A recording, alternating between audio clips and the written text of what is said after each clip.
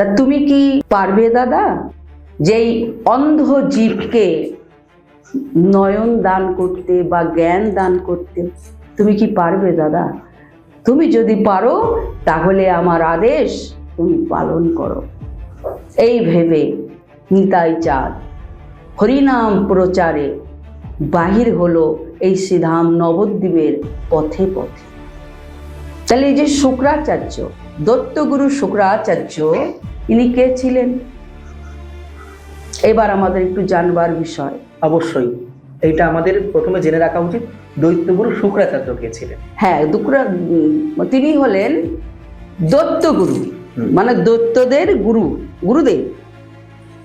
তার মধ্যে একজন ধরো ভগবানের 10 অবতার। লিখলেন কে?